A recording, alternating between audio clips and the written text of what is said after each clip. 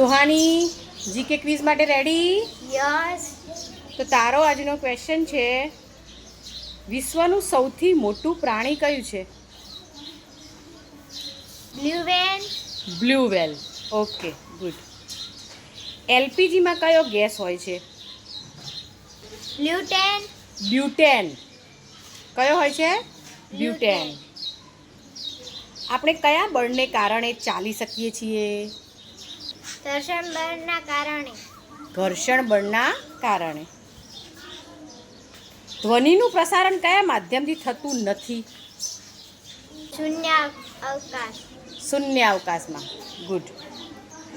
માનવ શરીરનો બંધારણીય અને રચનાત્મક એકમ કયો છે? કોષ.